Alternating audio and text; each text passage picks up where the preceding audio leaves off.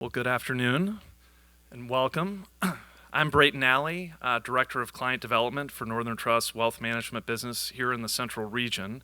And on behalf of my colleagues at Northern Trust, we would like to thank you for joining us this afternoon and over this weekend for the 2024 edition of Expo Chicago, which I believe to be one of the most preeminent and important cultural events that happens here in our headquarters city. Northern Trust is honored once again to serve as the presenting sponsor of Expo, which is now in its 11th year. And I am delighted to welcome you to this scintillating conversation about Condition Report, The Legacy of Scott Burton. Now, Scott Burton, as I have learned, is and was an American artist who ingeniously blurred the lines between sculpture, furniture, and performance, with a minimalist style that was truly all his own. You might be familiar with his Seating for Eight, a circle of stone chairs at the Art Institute of Chicago, which is permanently installed in the eastern courtyard facing Columbus Drive. Burton called himself the public sculptor, and he created works that appealed to a wide variety of audiences. And so to that end, I am very pleased to introduce our panel, starting here with Jess Wilcox. Jess is an independent curator working on an upcoming Scott Burton retrospective at the Pulitzer Art Foundation. In the middle is Gordon Hall. He's an artist exhibiting at Document. And then on the end is Jeremy Johnston, who's founder of Darling Green and is also the chief curator at the Equitable in New York. And thanks again for being here. Thanks, Brayton. Thanks, everybody. And thanks to Expo Chicago for welcoming us today. Couldn't be more happy to sort of continue what is an ongoing discussion between the three of us about the work of Scott Burton. And I think there's far too much territory to cover in 1 hour, but Jess maybe can start us off with a brief bio, and we'll take it from there. Exactly. I think there's a few important things that help contextualize Burton and what we'll be talking about later. So Burton was born in 1939 in Greensboro, Alabama, so he has this Southern background, but moved to Washington, D.C., and spent most of his childhood there. He was very precocious, and as a teenager, he studied with the painter Leon Berkowitz, and then, right before went to college with Hans Hofmann in Provincetown, Massachusetts. He moved to New York to attend Columbia University, where he graduated in '62, and then subsequently got a master's degree in literature. So he started off in this kind of literature theater space. I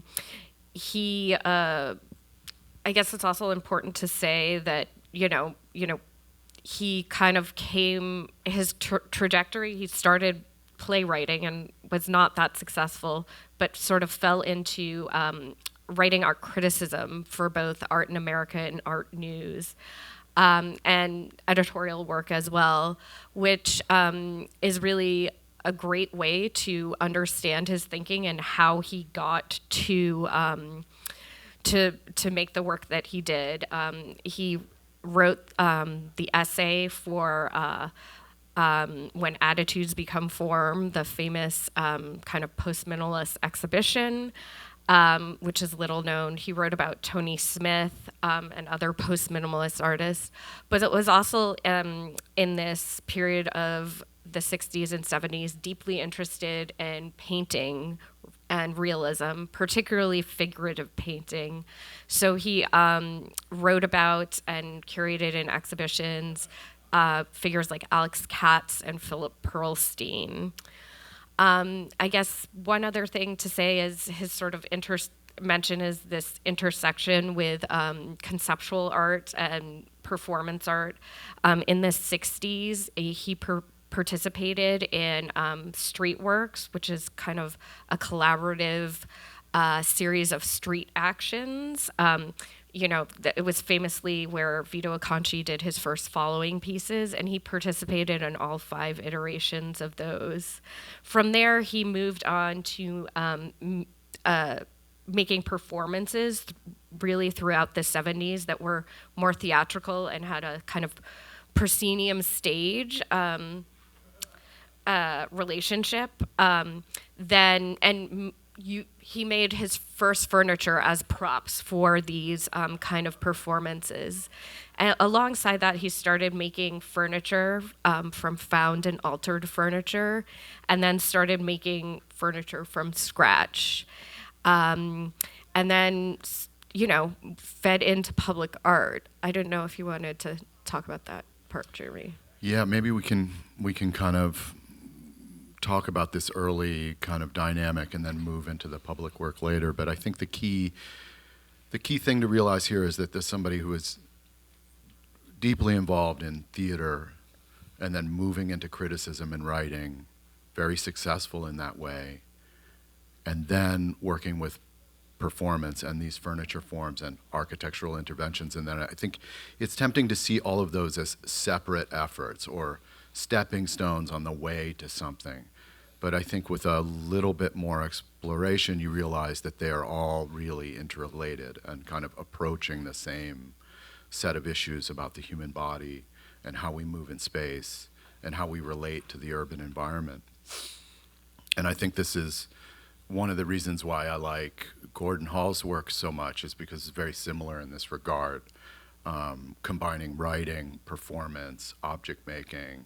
The lecture is an art form, and also has done some very close reading on Burton's work as well. Maybe you could tell us about those synergies. Sure, thank you. Well, I feel like the place to start is actually to say how late it was that I came to Burton's work. I was partway through graduate school when I first learned about his existence, and I learned about him from David Getsy, who many of you have perhaps seen his now 2 different Burton books. He's taken on incredibly extensive research and has really, made a massive contribution to people, knowing about his work and his legacy and the conditions under which he really sort of fell out of the canon. And so I came to his work because I was thinking about ways that sculpture can deal with questions of queer identity without picturing it, without representing it, without necessarily showing it in the form of queer bodies, which is one of the primary ways, that we're all familiar with. And so I had been thinking about furniture. I was thinking about sculpture in a sort of phenomenological sense, like how do objects ask for particular modes of embodiment and ways of relating to the world and ways of seeing that isn't about, picturing difference. And so that's really how I came to Burton through David, because he's someone who really was thinking about these questions deeply, is how furniture in particular supports our bodies, invites modes of relating, both between people and objects and between people and one another, and can sort of mobilize, perhaps for the sake of shorthand, we can call them queer themes without necessarily naming them. And so there's been a variety of different places where my work has sort of touched his, and his thinking has made mine possible. I named a work with a quote from him. So in 2017, 2018, I worked on a piece that came to be called The Number of Inches Between Them, which you'll see go by. It's sort of this pink geometric bench with a performer on it or near it. And the title, The Number of Inches Between Them, comes from something Burton said. So in the behavior tableau performances, which Jess just pointed to a second ago, what was happening, there was a variety of different ones with different numbers of people throughout the 70s, but essentially you have these incredibly slow motion sort of tableaus with figures and furniture, and these it's silent, it's incredibly slow, and not only that, but imagine if there's all these chairs here, and then they went back maybe twice as far, and then all of you were in another bunch of chairs, like past that, all the way over there. 50 feet away. Yeah, with only enough chairs for the number of people you are, so you'd all be right next to each other like this. And he was being interviewed, why are you organizing the seating this way? Literally putting chairs behind the auditorium seating so that not only is this very slow, minimal thing happening, but you're extremely far away from it and very close to other people. He said, because what I'm interested in is the emotional nature of the number of inches between them, them being the audience. So, he was working on this performance there, but he was actually really thinking about this space here between the members of the audience. So I thought that was a really beautiful quote from him, and really pointed to the ethos of his work, which is the ways that objects create audiences. Yeah, I think you brought up two really important issues that happen throughout the work. One that this reversal between the spectacle or the object and the audience, and reversing the terms of meaning so that the real meaning of whatever is happening happens within the relationships between the viewers. And then also furniture that sort of appears to be one thing, but then may be another, and kind of won't settle into a design category or an art category. And Jess, your project is called Shape Shift. Yeah. And I think for this exact reason, do you want to introduce that? Sure. The idea, the title was chosen Shapeshift for two reasons. I actually found it in a description of him talking about Tony Smith, who was, the artist that he first started writing about in Art News in 1965. That was his first big feature, and an artist who he really felt an affinity with, and sort of, I think, his post-minimalism arrived out of. And it contrasted, the article sort of contrasts him to the more kind of traditional hardcore minimalists of, Judd and Andre.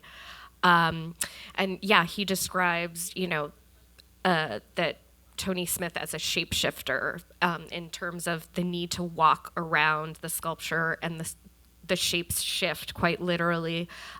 So it kind of is a way of firmly entrenching him in this kind of post-minimalist moment to describe what he does, in terms of sculpture aesthetically. But the other reason I chose it was based on some of the things I was interested in, how Burton was able to shape-shift within the within the art world, taking on different social roles, that of the critic, that of a curator. He curated shows early in his career and then stopped, and he stopped criticism for a while, and then only later sort of came back to it when he was really kind of firmly established. And equally with the this shape-shifting was strategic and conscious. And so, he did performance and furniture sculpture at the same time, and then kind of stopped in 1980. The individual behavior tableau is one of those, shifted to making, working on the furniture, and then shifted to focusing on public art. That was kind of the reasoning for the title of the show, and I hope brings out some aspects, these lesser known aspects of his career, because I first learned about Burton. I knew him as the kind of guy who makes furniture and public art, but as you mentioned, this history makes you understand some of the later works much better. Yeah, I think so. And there's an important thing here, is this idea. I think Burton felt, well, the research shows that Burton felt that some of the main practitioners of minimalism were kind of alienating their audience. or kind of creating an artwork that didn't really include subjectivity or an awareness of cultural events. And Burton used this, David Getze in his work has really pushed this forward, this word demotic, which means of the people, very similar to democratic, but more looking for meanings and forms that matter to a non-art audience, that matter to everyone in the urban environment. And I think that touches a lot on how Burton felt,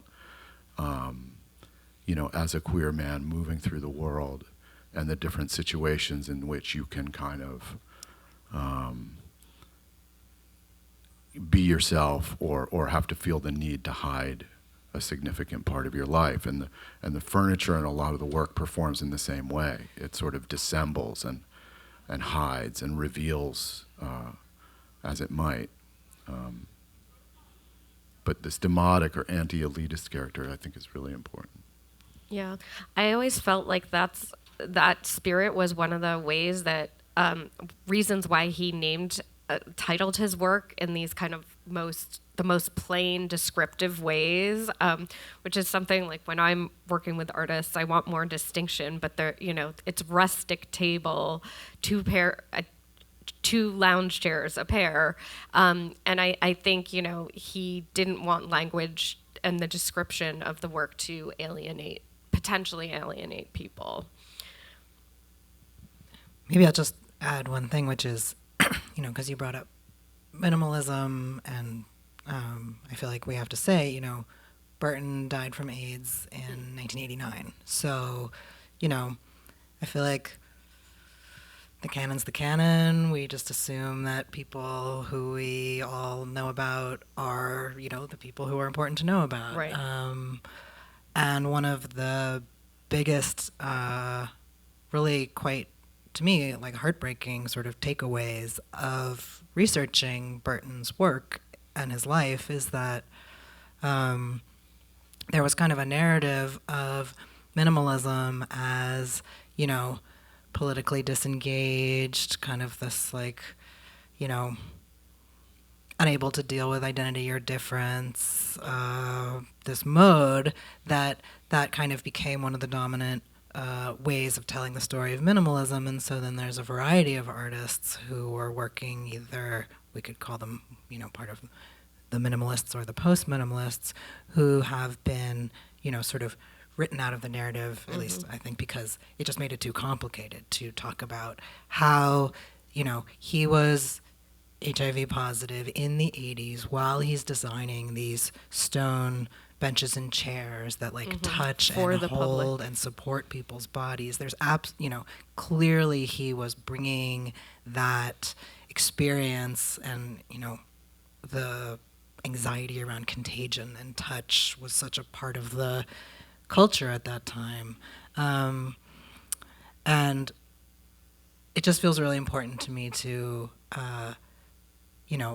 artists engage with the work of artists who came before us, for all kinds of reasons, inspiration, whatever. But this, for me, is an example of someone who, made certain terrain possible so that I could do the work that I do and kind of have some language for it and be able to say, no, actually, thinking about furniture in terms of bodily engagement, there's actually a precedent for that. Yeah, you're working in a legacy.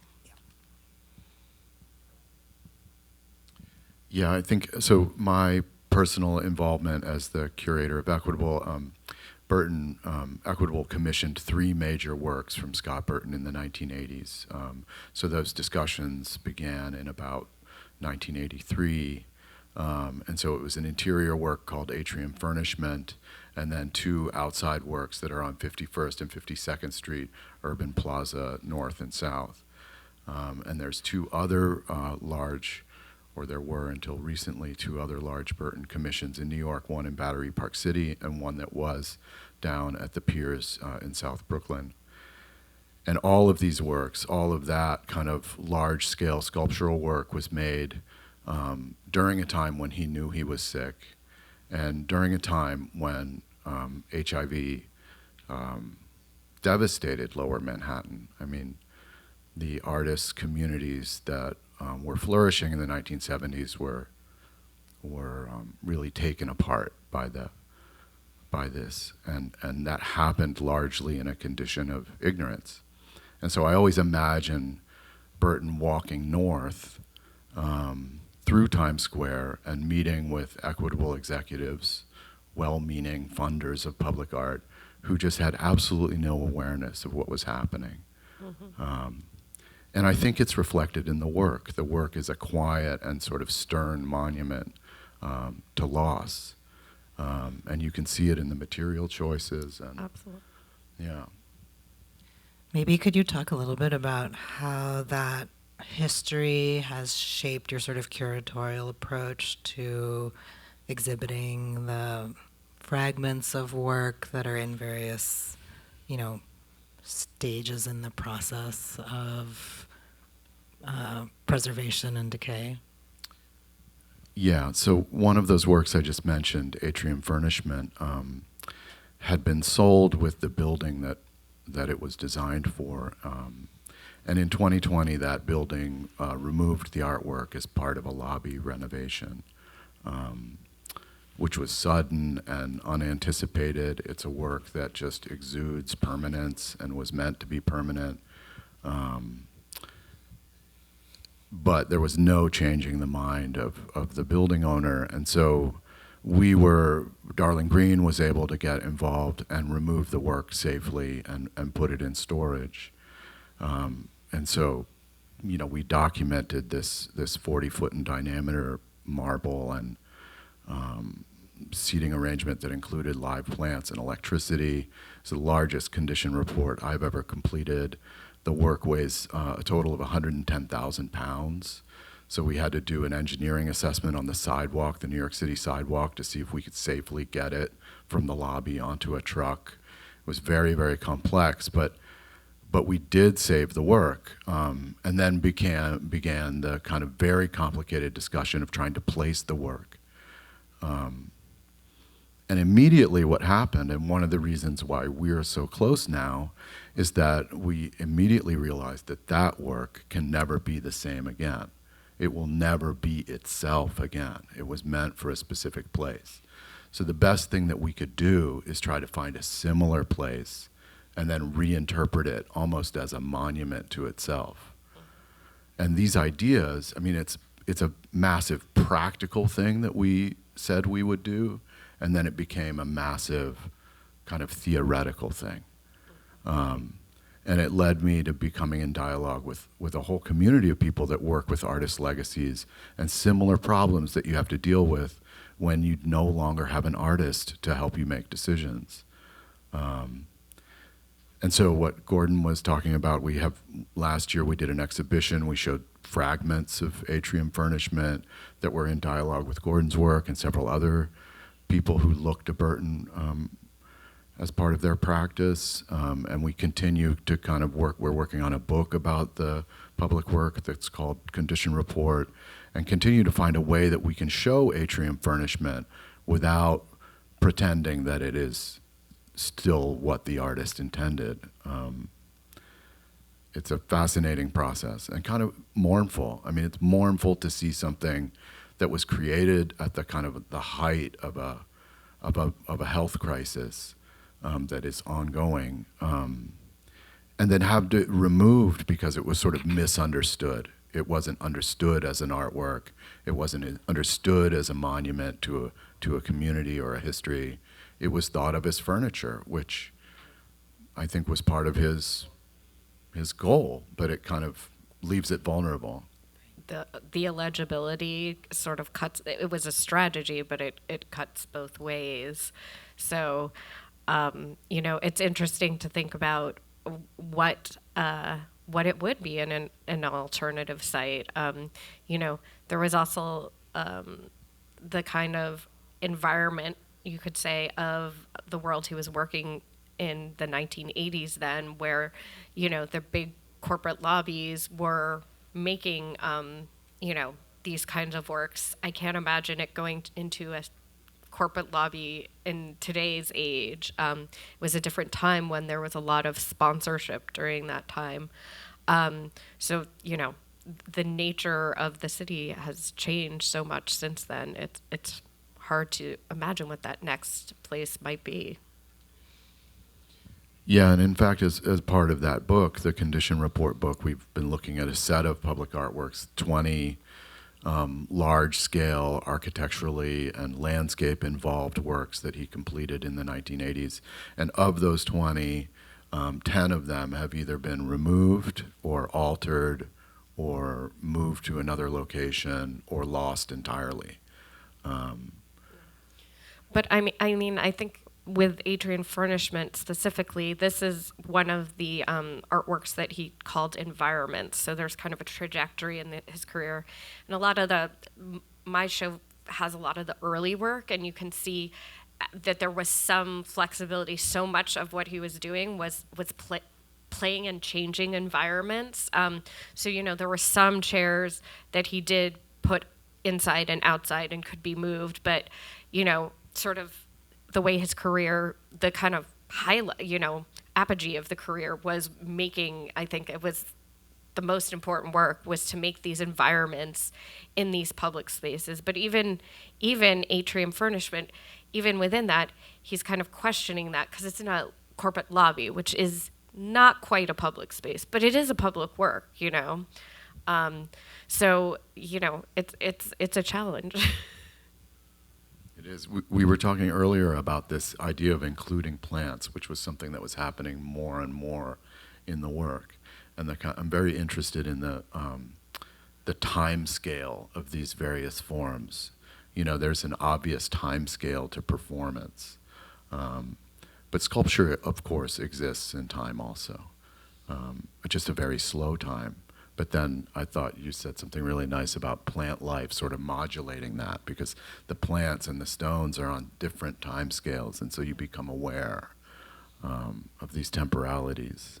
Yeah, and there was a story about Atrium Furnishment and the form of it echoing a clock. Is that? Oh yeah, I spoke to Burton's studio assistant from the 80s, and he told me that within the studio, when they were working on the piece, they referred to it as the clock, which is not in any of the texts you can find about the work. And he said, go ahead and look at it, like put an image of a clock on top of the sculpture, and indeed it is the hands of the clock mark out the positions of the work. The arc begins at 8 a.m. and ends at 5 p.m., and the arc of trees that were part of the work account for nighttime. And it was also oriented magnetically north, which is this, in Manhattan, you always think of the north-south streets and the east-west streets, but magnetic north is actually off a little bit, and it's perfectly on. Yeah.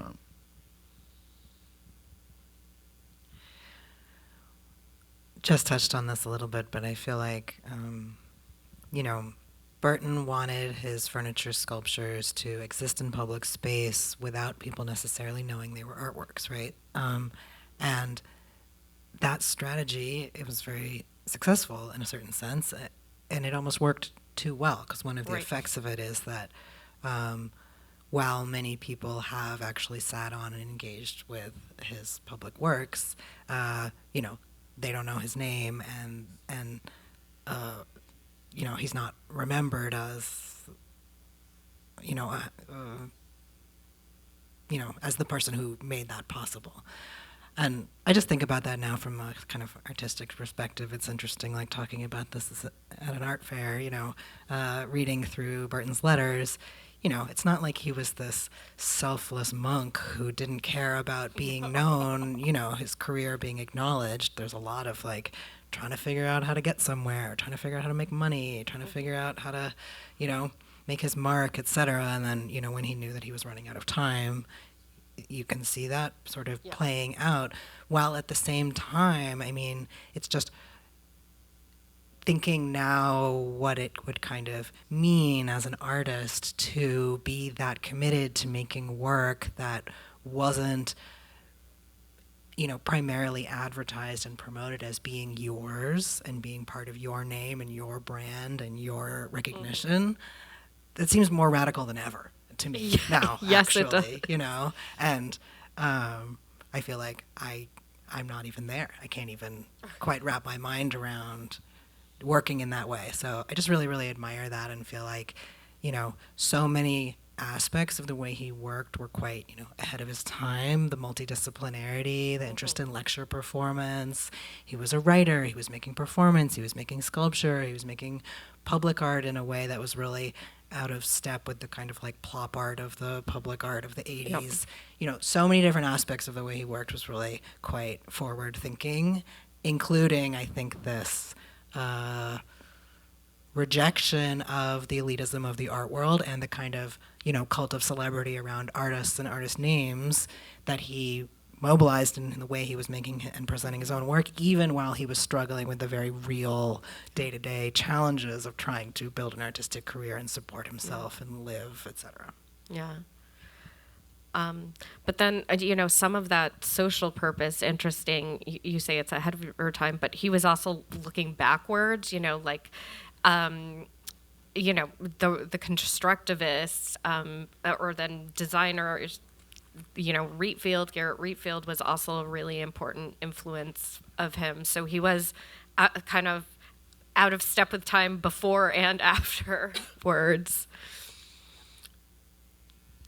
Yeah, maybe we could go into that a little bit further. The much of the work has very direct design history references. There's works that really relate to certain Isamu Noguchi forms, for instance. There's other works that clearly connect back to Rietveld. And then lots of work that connects back to a kind of vernacular furniture form, that wasn't marketed as high mid-century modernism. The Adirondack bent chairs. wood furniture and things like that. And even the cut rock chairs are the kind of thing that you would see, at like roadside attractions in the 1930s. They would have a cut rock chair as a fun place to take a photograph or something. Yeah, and as a way of, to me, that's sort of his engagement with class.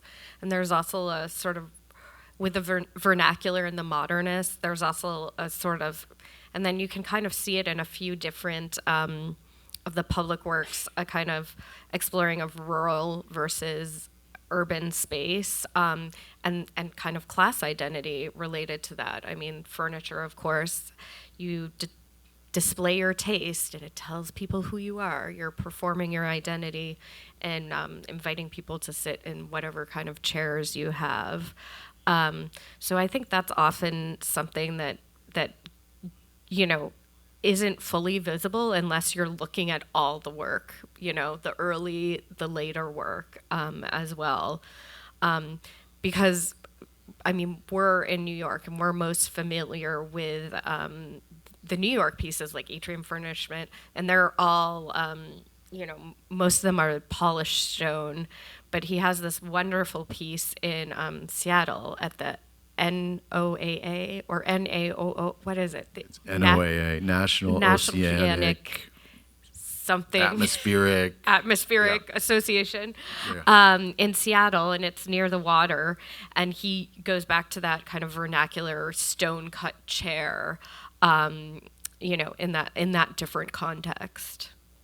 And the stones were, I think, sourced from the location, so it was Yep. like he's pulling the land forward within this very complex built location. I feel like we should talk about Brancusi's bases. Oh yeah, Because yeah. it really brings together, even within like this, okay, so was it MoMA, Artist Choice? Mm-hmm. Yeah, okay. 89. They know all the specifics of the history a little better than I do, but I think he was the first in that series where He was, artists were curating from the permanent collection. And what Mm-hmm. he proposed, and I am still astounded they let him do this, he wanted to just show the bases of Brancusi's sculptures. So which, as we know, are part of the works. They're not just plinths, they're sculptures, but he was literally taking apart the Brancusis and just showing the bases. And I feel like that is such a key into the way that he was thinking and the logic of the work, because even in this, titan of modernism, what he's interested in is the thing that holds the other part, the thing that supports the more important part, the thing that holds it up, that enables it, really the platform. And so he was really thinking about the structures and systems that enable things to arrive or be supported, rather than primarily the thing on the plinth. And so that's what the show was, and he wrote this beautiful essay. There's a great pamphlet you can find about it. And it's just fantastic. I just absolutely love it. Yeah, absolutely. And then he subsequently wrote, extended the pamphlet for a piece in Art in America, where he goes on, and some of what he focuses on of Brancusi's work in a way is talking about his own work. He's kind of talking about it through this lens, and you'll see similarities. The Table of Silence, which was on the slideshows, really similar to the tables in Equitable Plaza North or South, I can't remember. Visual, formal similarities of this like two component kind of chairs, and this confusion of where does the pedestal or where does the base start and the thing begin, the sculpture begin. He's kind of talking about his own work when he's talking about Brancusi. One thing that he kind of alludes to in that essay about Brancusi, but doesn't really get into, is like erotics, and that's, people have said a lot about Brancusi's erotics, but he kind of stayed out of that. But that is something to talk about, and I know that was something you mentioned being interested in about in the furniture. Do you want to say a little more? Sure. I'm also keeping an eye on the time. I think Yeah. we just have a few minutes, and we should make sure before we stop to share the upcoming projects that you're both working on, what you can tell us about them. But yeah, I mean, he was like actively part of the S&M queer culture of the 70s and 80s, and was thinking a lot about power dynamics between people. And for me, a kind of point of connection, I've been working on a project for the last couple of years about the experience of waiting. I'm interested in waiting as a category of experience and as a kind of paradoxical meeting point of both, I think, sort of freedom and openness, and also vulnerability and power relations. And Burton is known for saying that with the public furniture sculptures, that the audience of the work is people waiting for other people. And I think he was very much interested in the kind of erotics of power differences, of being made to wait for things, of the points of contact between you and the thing on which you wait, and these kind of almost like dreamlike periods of time that open up in waiting that are also social in a lateral kind of horizontal way, like, you're at the bus stop and there's somebody next to you and start chatting. Yeah, and so he was thinking a lot about cruising and these sorts of subtle, below the surface ways of signaling, kind of who you are in the world and what you're looking for. But yeah, I think there's a lot of, even with, this image is, okay, there's this beautiful naked man in platform shoes on a chaise, so this comes before these behavior tableau performances. They're coming before the sculptures, and then a lot of that gets kind of written out of it, at least from the viewer's perspective. But that's really, really not how he was thinking about it. And I also really relate to that. I feel like certain people see my work and they think it's like totally filled with sexual content, and then other people are like, I can't see that in there in a million years. What do you, And I think it has to do with how you're thinking about how the erotic unfolds in relation to objects. Absolutely, but also sort of speaking to multiple audiences and having different layers. I mean, you mentioned, Jeremy, the demotic, and I think there was a really, strong dedication to keeping the work as open and as possible, and not wanting to, it's horrible, but not wanting to alienate people with or tell people what to think or feel, or point absolutely. them too clearly in one direction. So the content's there, but he's not talking about it in his work. I think some of those come through other writing, about the body, or bodies and public space. The early work, but you definitely see it. I have this quote here that I just want to share from him. He says, in the late 60s, I wanted to be politically radical, but I saw the ludicrousness of that in the art world. I saw that the only way to be radical as an artist is in your work. Yeah. And by in your work, he meant by making the work invite your audience to experience, to have an experience that will, inspire certain kinds of thoughts and feelings rather than telling people what to think and feel. I feel like that's a lesson that in the present art world we could People really, need to, take heed of. Yeah, I had an interesting experience at the Art Institute this morning that this reminds me of. I went to the outside one of the museum entrances. There's an 8-part seating arrangement, a Burton seating arrangement. And so beautifully sunny morning, and I went and I kind of perched there. And it's next to the entrance where all the school groups come in. And so this huge group of school children came by me and saw me sitting there, and I don't think they would have realized that it's a place to sit until they saw me there. And then they all came over and started trying to figure out how to sit, and it really pointed out in a clear way that these objects are sort of desirous of contact. They invite use, they are in service. But then once you actually become physically involved with them, they begin to kind of control you a bit. They're not quite comfortable. You need to sort of change your body and your posture to meet their expectations. And it's, I think, highly erotic and personal when it happens to you in that way. And also, I saw it, for your reference, there's 3 Brancusi works with absolutely incredible bases. Like you will understand in a flash why this was of interest. And they've done a nice job of pairing them with a Marcel Duchamp bottle rack. And I think the bottle rack is actually something we could write about in terms of Burton's work too, and in terms of objects in general.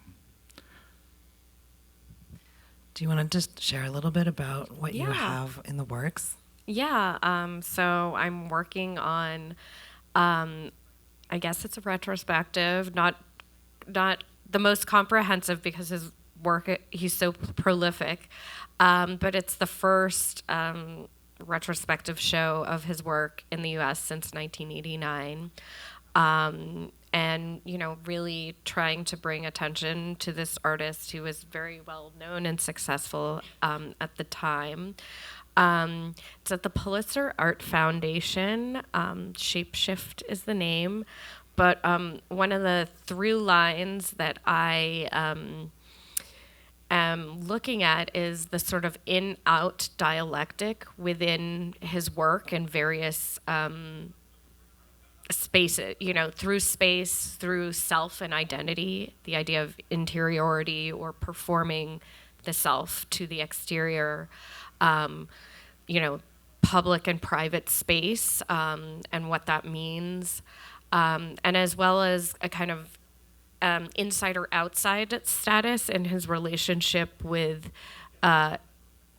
institutions, more or less. So MoMA being one of them, and as Gordon referred to, this Burton on Brancusi show where no curator could have gotten away with just showing Brancusi's bases, and the archives on that are really interesting because the museum kind of didn't know what to do or didn't know what to say, and I talked to a curator who was at Philadelphia and got the loan request and was like, I don't know if I can do it. They did, but just these in-out dynamics that play in these spheres of the self, social space, and institutions, but then are all kind of entwined. So that's the plan. And we are asking contemporary artists to, help demonstrate the usefulness and, the sensuousness too of sitting and experiencing the Burton works. A few of our lenders, certain works a few of them can't be interacted with, but we have invited contemporary artists such as Gordon Hall to create performances to, your story, Jeremy, about like when someone sees one person sitting and interacting, it gives them permission. Like that's how the social sphere works, right? And that's what Burton knew best, is this how we're looking at other people and how they're behaving. So I'm really excited for those performances, not just to give permission, but to see what it does with your performance practice, and what, as an artist who's so dedicated to thinking about Burton's legacy, what I will learn from Gordon and what he does with these pieces, because that's another way of learning, the embodied learning. So. Yeah, I want to open it up to questions.